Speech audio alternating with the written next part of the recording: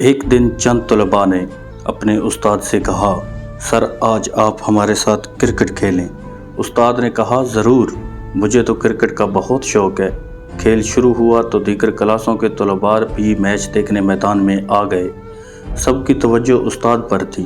5 گیندوں پر استاد محترم نے صرف 2 رن بنائے اور چھٹی گیند پر کلین بولڈ ہو گئے۔ طلباء نے شور مچا کر بھرپور خوشی کا اظہار کیا۔ دوسرے دن کلاس میں استاد نے پوچھا، کون کون چاہتا تھا کہ میں اس کی گیند پر آؤٹ ہو جاؤں؟ سب بولرز نے ہاتھ کھڑے کر دیے۔ وہ ہنس دیے اور پوچھا، یہ بتاؤ میں کرکٹر کیسا ہوں؟ سب نے یک زباں ہو کر کہا، بہت برے۔ پوچھا، اچھا میں استاد کیسا ہوں؟ جواب ملا، بہت اچھا۔ استاد نے ہنستے ہوئے کہا، صرف آپ نہیں، دنیا بھر میں پھیلے ہوئے میرے ہزارہ طلباء، جن میں کئی میرے نظریاتی مخالف ہیں، سب کہتے ہیں کہ میں اچھا استاد ہوں۔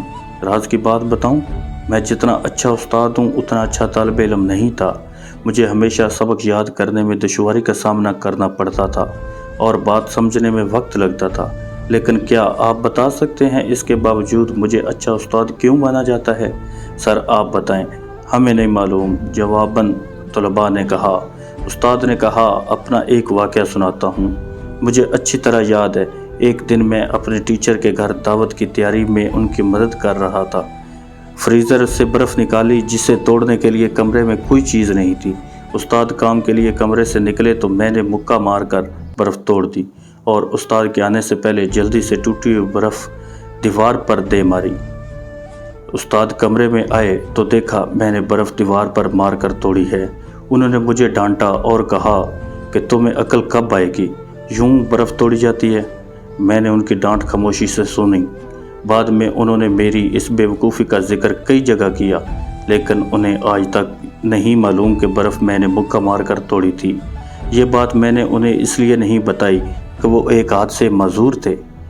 ان کی غیر موجودگی میں نے جوانی کے جوش میں مکہ مار کر برف توڑ دی، لیکن جب ان کی معذوری کا خیال آیا تو سوچا کہ کہیں میرے طاقت کے مظاہرے سے انہیں احساس کمتری نہ ہو، اس لیے میں نے برف دیوار پر مارنے کی احمقانہ حرکت کی اور کئی سال تک ان کی ڈانٹ سنتا رہا۔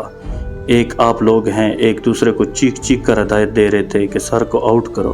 یاد رکھو، جتنا سب کچھ نہیں ہوتا، کبھی ہارنے سے بھی زندگی میں جیت کے راستے کھلتے ہیں۔ آپ طاقت میں اپنے اساتذہ اور والدین سے بے شک آگے بڑھ جاتے ہیں، لیکن زندگی میں کبھی اپنے اساتذہ اور والدین سے جیتنے کی کوشش نہ کرنا۔ ایسا کر کے آپ کبھی نہیں ہاریں گے۔ اللہ پاک آپ کو ہر میدان میں سرخرو کرے گا۔